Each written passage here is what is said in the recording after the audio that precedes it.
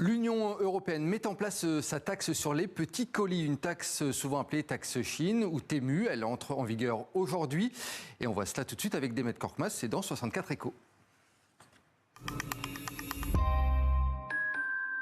Et bonsoir Demet. Bonsoir. Alors quels sont les petits colis qui sont concernés justement par cette taxe européenne? Alors sont concernés tous les colis extra-européens commandés en ligne de moins de 150 €. Un forfait de 3 € sera appliqué non pas sur l'ensemble de la commande, mais sur les types de produits achetés. Si par exemple, vous commandez un t-shirt et une paire de baskets, eh bien 3 € seront appliqués sur chacun de ces deux articles, donc 6 € en tout. Normalement, c'est la plateforme qui doit s'acquitter de cette surtaxe, mais il n'est pas interdit de penser que le surcoût pourrait être répercuté sur les prix et donc sur les consommateurs. Et Demet, qu'est-ce que cela représente en volume?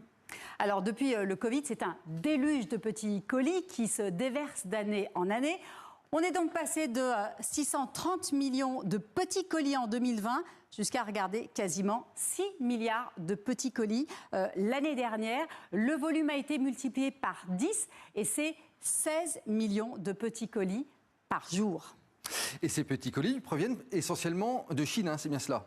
Oui, vous allez le voir, les chiffres sont sans équivoque. Les petits colis de moins de 150 €, c'est 93% des achats en ligne en Europe, bien entendu. 91% de ces colis proviennent de Chine et 60% ne respectent pas les normes européennes. C'est vrai particulièrement pour les cosmétiques ou pour les jouets. Et puis est-ce que cette taxe, eh bien, elle peut être contournée, Demet? Le risque, évidemment, existe. Ces plateformes peuvent faire transiter leurs produits par des pays qui ont des accords douaniers avec l'Europe. C'est le cas, par exemple, de la Suisse, de la Turquie, du Maroc et bien d'autres pays encore. Il y a aussi la possibilité pour ces plateformes d'installer en Europe directement des giga-entrepôts, comme le fait éventuellement Amazon. Et d'ailleurs, la France, elle a fait les frais de ces stratégies de contournement.